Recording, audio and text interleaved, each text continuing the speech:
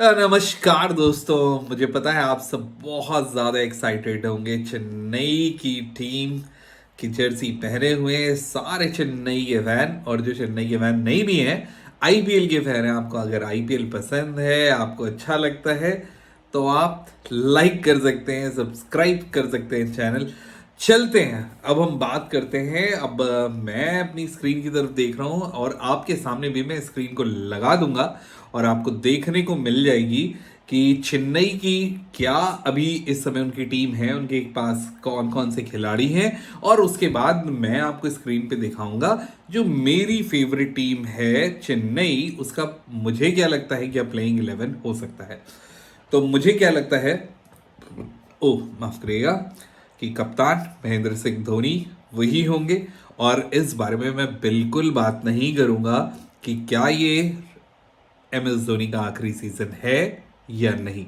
ये डिसीजन मैं M S Dhoni के ऊपर ही छोड़ता हूं कि वो ही इसका डिसीजन ले, और वो ही जब उनको सही लगे वो इस चीज पे बात करें, वो बताएं। मैं कुछ नहीं बोलने वाला।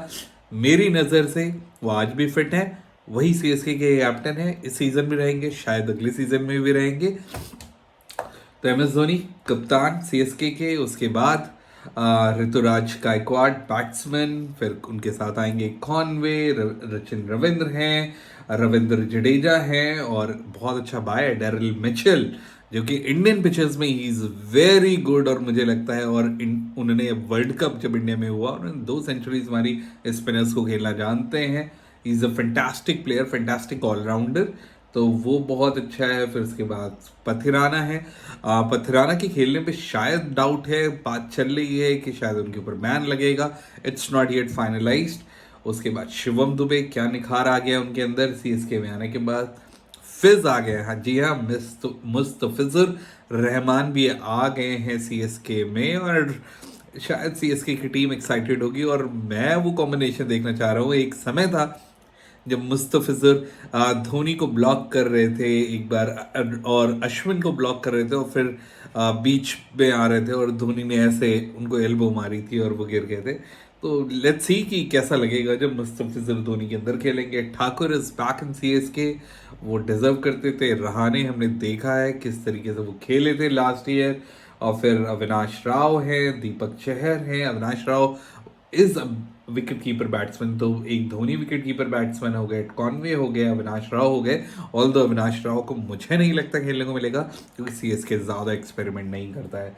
फिर मुकेश चौधरी है, अच्छी बॉलिंग करी थी। मोइन अली है, इनके बाद शेख रशीद हैं, अंडर 19 से आए थे, बहुत ही अच्छा खेले थे ये अंडर 19 टीम के लिए, तो ये बहुत अच्छे खिलाड़ी हैं। फिर तुषार देश पांडे, ये भी क्या ही खिलाड़ी है, रणजी में 100 मार दिए हैं इन्होंने अभी रिसेंटली, डेर। और फिर मिचेल सैटनर है, महेश तीक्ष्ण है, और राजविंदर होलकर हैं, निशांत संधू हैं, बहुत ही महंगी बाई थी निशांत संधू की। और फिर सिमरनजीत सिंह है, इनको उन्होंने रिटेन किया था। फिर प्रशांत सोलंकी और अजय मंडल। तो ये बेसिकली इनके पास सारे खिलाड़ी हैं, बहुत सारे हो गए, इनफैक्ट सारी टीमों के पास ही होंगे। लेकिन अब मैं बात करूंगा कि मुझे क्या लगता है क्या प्लेइंग 11 होगी और क्या कॉम्बिनेशन होने चाहिए। तो मुझे लगता है कि ओपनिंग के साथ कोई छेड़छाड़ नहीं होगी, सेम ओपनर्स आएंगे सीएसके के, जो कि हैं ऋतुराज गायकवाड़ और कॉनवे, दोनों साथ में आएंगे। दोनों का कॉम्बिनेशन बहुत अच्छा है। पिछला सीजन खेले, अच्छा खेले, जिताया, उससे पहले भी बहुत अच्छा खेले, तो मतलब कोई डाउट ही नहीं है कि इसमें कुछ भी चेंज होगा। अब इसके बाद आता है नंबर 3 पे। तो नंबर 3 पे मुझे लगता है शायद रहाणे को ये खिलाए, क्योंकि जिस तरीके से लास्ट ईयर लाए एक दो मैचेस में, वो बहुत अच्छा खेले। और तो मुझे लगता है तीसरे नंबर पे रहाणे हो सकते हैं, उनको टीम में लेंगे। चौथे नंबर पे डेरिल मिचेल, मुझे लगता है कि इस टीम का हिस्सा होंगे, और प्लेइंग 11 में जिस तरीके से उनके पीछे गए थे सीएसके, तो मुझे लगता है कि वो ज़रूर प्लेइंग 11 में होंगे। अब उसके बाद रचिन रविंद्र और सैटनर दोनों ही न्यूजीलैंड से आते हैं।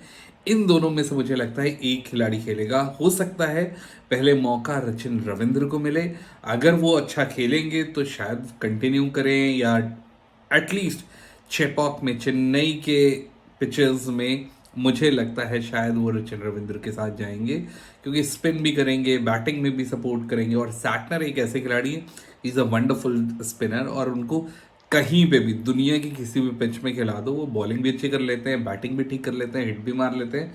तो इन दोनों में से मुझे लगता है कि एक खिलाड़ी होगा, फिर उसके बाद शिवम दुबे उनको नहीं ड्रॉप करेंगे। और इनके बाद आएंगे कप्तान महेंद्र सिंह धोनी, बहुत बड़ा नाम, बहुत बड़ा खिलाड़ी। और फिर उसके बाद अम, तो 7 खिलाड़ी हो गए। उसके बाद 8वें नंबर पे मुझे लगता है जडेजा आएंगे। 9वें नंबर पे मुझे लगता है ठाकुर होंगे। फिर 10वें पे चहर। और 11वें नंबर पे मुझे लगता है कि कुछ कुछ ये चेंज ही करेंगे। हो सकता है चेन्नई में मैच होंगे तो शायद मुस्तफिजुर को या तीक्ष्णा, दोनों में से एक करेंगे। क्योंकि महेश तीक्ष्णा तो स्पिनर है और उन्होंने अच्छा करा है चेन्नई के लिए। लेकिन क्योंकि 4 ही फॉरेन प्लेयर खिला सकते हैं, तो मुझे लगता है कि 2 तो बैट खेलेंगे ही खेलेंगे, कॉनवे और डैरल मिचेल। और फिर सैटनर जडेजा में से भी एक आएगा। सैटनर जडेजा शायद हो सकता है मोइन अली को भी ले आए, क्योंकि धोनी कुछ भी कर सकते हैं अपने डिसीजन से। लेकिन मुझे लगता है मोइन अली को शायद ना लाएं, वो सैटनर और रचिन रविंद्र में से किसी एक को खिलाएंगे। तो अब स्पिनर की बात होगी तो वहां पे भी स्पिनर एक मिल जाएगा। और दूसरा मुझे लगता है चेन्नई के पिच में, हाँ, तीक्ष्णा भी हो सकते हैं और फिज भी हो सकते हैं। तो कहने को वो फास्टर है, लेकिन उनकी गेंद की स्पीड स्पीड कुछ नहीं होती है और वो कटर्स ही मारते हैं। तो हो सकता है वो मुस्तफिजुर को लेके आए, क्योंकि चेन्नई के पिचेस में वो इफेक्टिव हो सकते हैं, वो खतरनाक हो सकते हैं। और फिर उसके बाद आखिरी नाम पथिराना।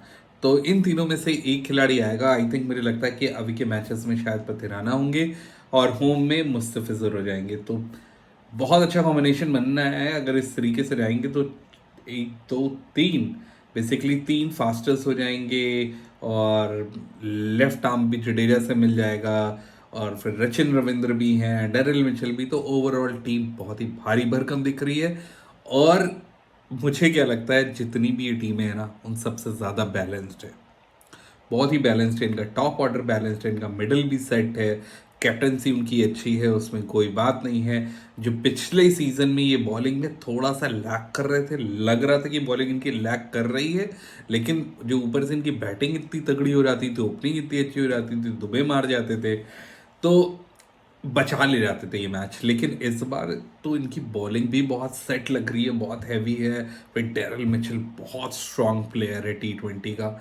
हमने देखा है उन्होंने कैसे करामात करी है, और बहुत लंबे छक्के मारता है, बहुत लंबे छक्के।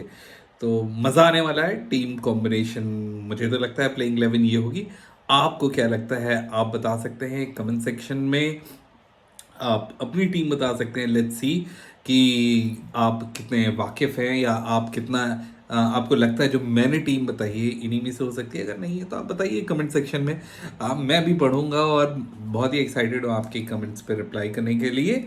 और चैनल को सब्सक्राइब कर लियो, और जो कुछ भी करना होता है, लाइक सब्सक्राइब शेयर जो करना है वो कर दीजिए।